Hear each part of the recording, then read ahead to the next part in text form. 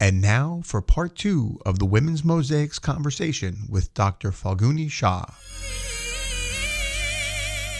I'm Elizabeth Madrigal. And I'm Karen Morrison. And we're the hosts of the Women's Mosaic, where the real lives of women and girls are shared and celebrated. In this space, we honor the feminine and amplify the voices of women speaking their truth. The Women's Mosaic delves into the real lives of local women through story-rich interviews, learning what works and what doesn't to enhance the health and well-being of women in our community. We strive to share unique perspectives, resource sharing, and instructions on how to be kind by any means necessary. Welcome to the Women's Mosaic.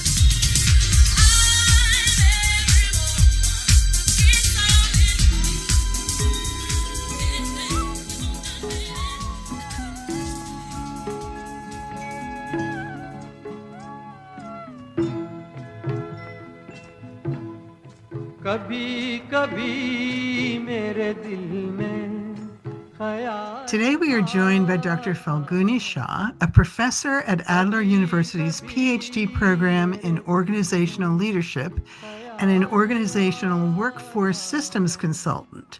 She is also the author of a new book and has been busy doing book talks and discussions about it, which we're going to talk about today. So welcome to the show, Dr. Shah. Thank you so much, Elizabeth. I'm so happy to be here. Can you give us some examples of the challenges minority women and women of color face in mid-level management, according to not just your research, but your own life experiences? Yeah, and I already shared some of that with you about my experiences of injustice that really caused profound mental stress for me. I was constantly feeling unseen, often dismissed, and forced to second guess whether I should speak up, like I was walking on eggshells. This personal injustice pushed me to ask. I knew it couldn't just be me. My research confirmed that these experiences are systemic, not isolated incidents. This subjective bias often forces minority women to work harder to prove themselves than their white male counterparts. You know, Karen, the most heartbreaking challenge reported was the pervasive fear of being penalized for basic self-advocacy.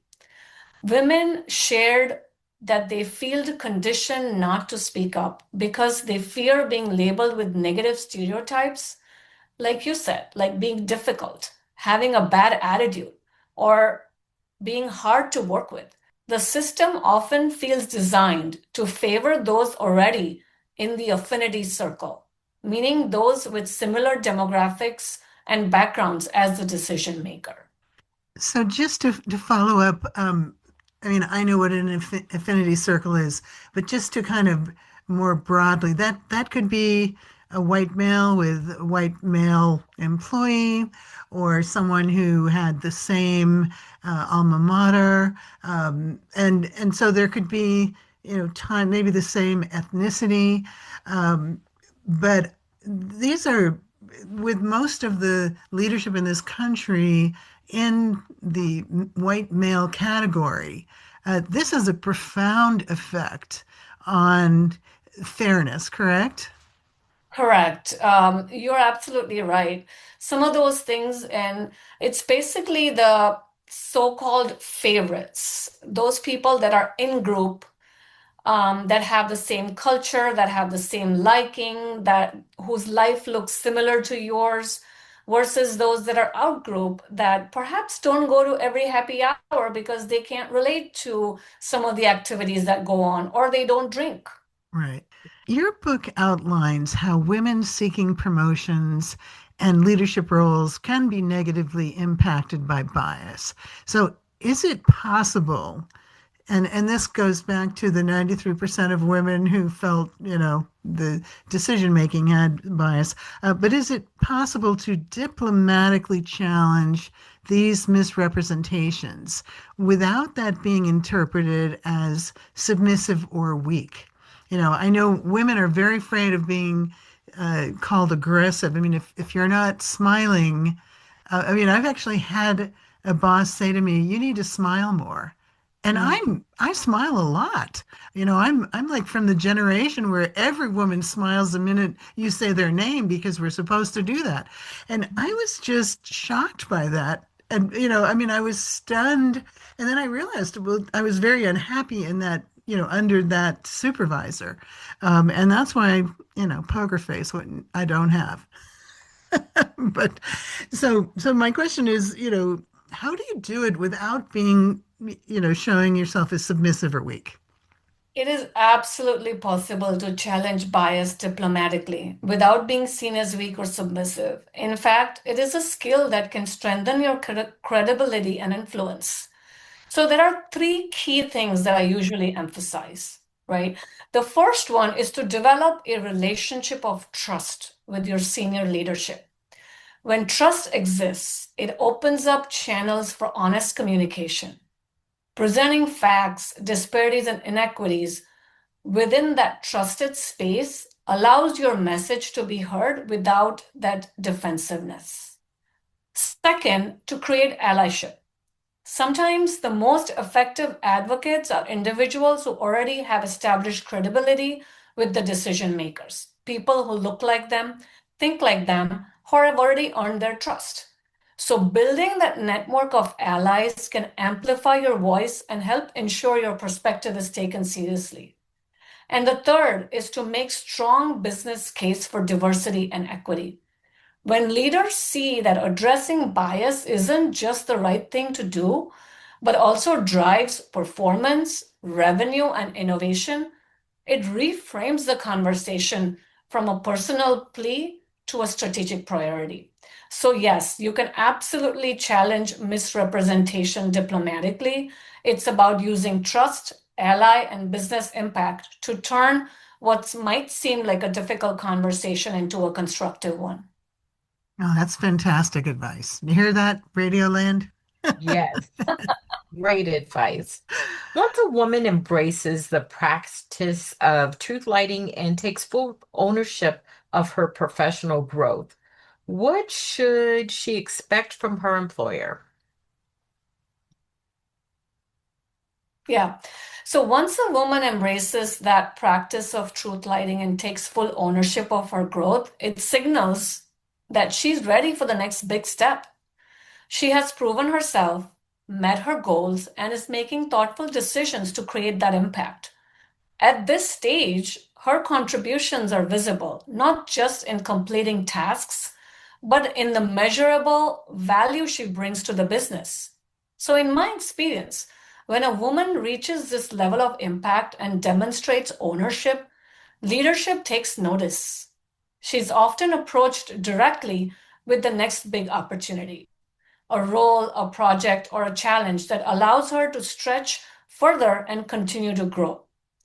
It's also a point where transparency matters. She should expect clear guidance on what success in the next role looks like and what resources or support are available to help her succeed.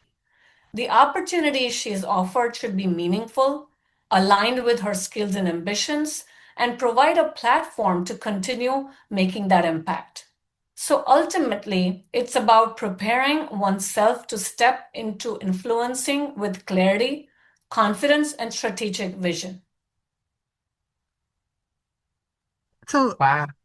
so what are some promotability behaviors women can adopt to enhance and professionally document their readiness for higher level responsibilities? So, you don't have to elaborate too much because you've kind of explained the mentality, but just what are some actual things that women can do? Sure. And there are a number of things, Elizabeth, in my book, but I'm going to talk about a few that I think are really important. The first one is taking on additional stretch assignments because this demonstrates capability beyond your current job duties and responsibilities and showcases your readiness for promotion. The second one is speaking up and self advocacy or self promotion. Speaking up is crucial for showcasing your expertise, contributing new ideas, and increasing visibility. Self-promotion involves highlighting your accomplishments, sharing progress reports, presenting in meetings, and volunteering for high visibility projects to create a positive impression on decision makers. And the third thing is networking and relationship building. Building strong connections fosters professional visibility and strengthens trust with leadership. And there's a number of others which, I want my readers to read my book and discover. That's right. And we can't give That's away all the tea now. all of it. Yeah. What a great preview. Okay. Are there concrete steps a woman can take to build trust with managers and strengthen social connections within and outside of her workplace? Absolutely. And I gather from the women I interviewed a few things that I'm happy to share. So, building trust with managers and strengthening that social connection is not just about performance management or professional performance. It's about connections and it's about building rapport. One concrete step is to develop a good working relationship where conversations go beyond tasks and deadlines. When a manager feels comfortable discussing family, personal interests, or even small everyday experiences, it creates a space of trust to grow. Another step is engaging in casual, authentic conversations, taking a few minutes to check in on how someone's day is going, sharing some personal stories, or showing genuine interest in their life helps humanize that professional relationship. And over time, these interactions build a sense of mutual respect and openness. Finally, consistency matters. Being reliable, following through on commitments, and being approachable makes managers and colleagues feel confident in both your professionalism and your character. So, combining these steps, personal connection, casual conversation, and consistent reliability strengthens trust and fosters a meaningful relationship and ultimately opens doors for collaboration, mentorship, and growth. I love that you mentioned reliability professionally, because that is one of the things that, as a business owner, made me crazy when I had employees that dropped the ball. And even when, as, colleagues that drop the ball. So, you're doing an event and someone forgets to print the tickets or bring the tickets. I mean, it used to make me so crazy when I, was working in a group.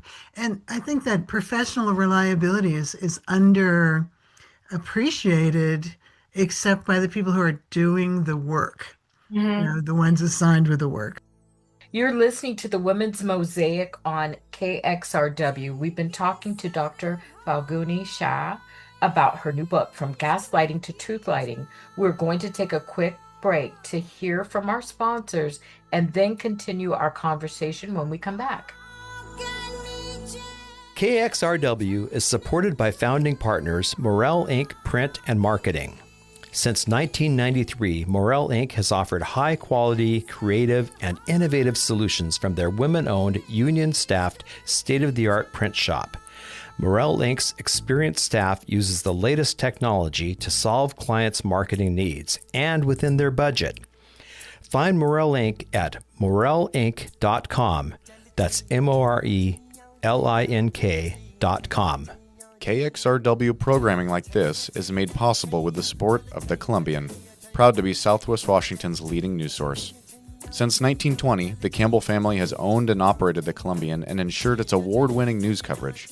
For the most thorough daily coverage of local news, national news, and local sports, both in print and online, and for subscription information, visit Columbian.com. That's COLUMBIAN.com. Thanks for staying with us. You're listening to the Women's Mosaic on KXRW. Today, our guest is professor, consultant, and author, Dr. Falguni Shah. Our conversation with her continues.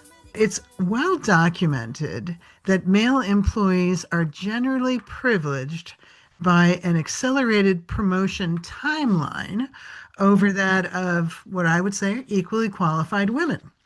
Mhm. What kinds of things can managers do? I mean, I know we put a lot on the employee, but what can managers do to create fairness and ensure equal access to the same development opportunities for women? Yeah, that's a critical question, and unfortunately, it is well supported by the evidence. Men are often privileged with an accelerated timeline for promotion compared to women. Minority women, in particular, face significant salary and career advancement disparities due to the deep seated racial and gender biases. In my book, From Gaslighting to Truth Lighting, I emphasize that creating fairness requires intentional, active engagement from managers. The goal is to shift from a biased environment, which often resembles gaslighting, to one of truth lighting, where fairness, transparency, and accountability are prioritized. Managers play a crucial role as a direct link between employee and the organizational system. Here are some concrete ways that managers can create fairness and ensure women have equal access to development opportunities. Managers must move beyond their passive supporters to become active advocates and sponsors. This means fighting for their employees' best interests, especially for underrepresented groups who may face systemic barriers. Managers need to be a rooter, work behind the scenes, actively work in the background to ensure their team members receive what they deserve, especially compensation and title. Managers themselves need training to recognize and mitigate unconscious biases that influence promotion decisions. Managers should actively allow women to lead in meetings or give them a FaceTime with senior leaders that most employees never get to meet. This ensures leaders hear their voice, opinion, and point of view. So you have answered my next question with all these wonderful suggestions that we need to have for people to take a look at and Mhm. how to change that behavior. Attempting to expose hidden barriers and systemic inequalities can be negatively perceived by leadership as criticism, disloyalty, or even complaining. Mm, And particularly when it comes from a woman, she's like yes. emotional. Is there a best way for a woman to proactively offer critiques and still protect her image professionally? Mm. Not all negativity is the same. It's important to recognize the difference. Complaining is expressing frustration without direction. And that's usually the first stage of unhappiness or when something unjust happens. It's venting, but doesn't move things forward. Right. Well, that's needed. Disappointment, on the other hand, reflects care. It shows that we expected better because we believe improvement is possible. Now, speaking up is different though. It's courage in action. It identifies what isn't working and often comes with ideas or solutions to bridge the gap between the current state and what could be. In teams and organizations, creating a space where people can express disappointment safely and where speaking up is seen as a contribution rather than a complaint is critical. When someone brings both problem and possibility, that's where the real transformation is. And that's speaking up and not complaining. That's kind of heavy. What do you think, Karen? Yeah. I mean, Oh, I think, wow. yeah, I know that, in my own frustration, I did a lot of ranting at home when I was in an unhappy employment situation. And I was so frustrated because there was one person who was a roadblock. And at the time, he had a lot of power. Mm, And, he undermined everyone because, he was kind of well, he was a narcissist, a blatant mm, narcissist. But I remember that my husband finally forbid me to say his name at home.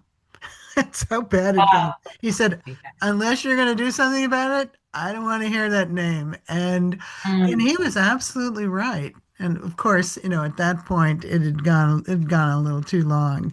I just think I used humor a lot, only in my head. Like I would think when somebody'd say, "Well, you're not smiling." Well, in my mind, I'd say, "You've given me nothing to smile about." And then that would make me smile because my own conversations with myself would be just to keep it humorous. And then I'd just be smiling like, "Uh-huh, you have no idea." Yeah. You're No. smiling inside. Yeah, I was just smiling inside thinking, there's a reason for that. Or, say, well, my dentist said I might be having a little gum problem, so I can't smile today. Or, it would be like, it would be something, but it really wasn't because I didn't feel like I could say, well, the reason why I'm not smiling is because I'm not happy with the situation. Because in my life, I had two small children to take care of. And Mhm. I always felt like if I did that, I would jeopardize what little I already had because I didn't have the tools that Mm. I needed to make those decisions that would have directed a smoother career path. Now, later on, it came, and I'm grateful that I had my mother and my grandmother who, I mean, they put me on their shoulders and pushed me toward the ceiling. Where I've done that with my daughter, I tried to raise her to be outspoken, to Mhm. be fierce, to be everything that I wasn't, because I knew she could do it. And at the time I would be watching her, I'd say, oh, I hope she will go further than I ever did and not be afraid. And she's not. And She's so not. She's I absolutely always not. feel like, wow, Yeah. wow, And she needed that to thrive and to survive, Right, that's right. right, which right. which I didn't, which I did get to a certain extent, but not to that Mhm. extent. So I kind of learned the ropes on my own. And I think we all do that.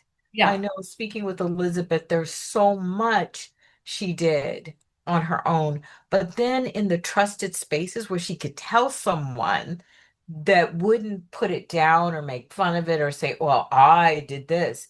It was great. So I'm grateful that when I go to her with something that's such a concern, she's like, have you thought about this? Have you looked at this? She never says, well, oh, phew, that's nothing. She always says, yep, been there, done it. This is how you get over it. This is how you jump over it. And that's what we have to do as older women, speaking to the younger women who may find themselves in the same situation we were. We have to give them encouragement and hope. But your book gives tools. Yeah, I, Yes. I love that about your book. It definitely, it definitely is filled with tools and they're achievable, accessible, understandable. Mhm. And I don't know, I wish I had someone I could who could promote me. I'd talk to them today. That's Yeah. Yeah. And right. that's exactly, what you said, Karen, Elizabeth does is exactly truth lighting. You're Mhm. validating, you're affirming, and you're motivating somebody. Absolutely. Right, Absolutely. right. So, are there any misconceptions people have about gaslighting or truth lighting that you would like to correct? One common misconception is that gaslighting is always done by men or stems solely from male privilege. In reality, it can occur in any relationship, like we talked about. It can occur at home, at work, in social setting, whenever there's a power imbalance. In workplaces, it's often very subtle, like I said earlier. That's why self-awareness is so important. Leaders and colleagues need to recognize how their words and action might unintentionally erode someone's confidence. The goal is to empower others and not demotivate them. Oh, that's absolutely wonderful for, the self-awareness piece for all of us is really important. And I think the other thing for me is not to take what someone thinks of me as truth. I think that all of us have an opportunity to to really get to know ourselves and I remember the phrase positive criticism, or and my mother would say something very negative, very undermining, and very disempowering. And she would say, well, I'm just being honest.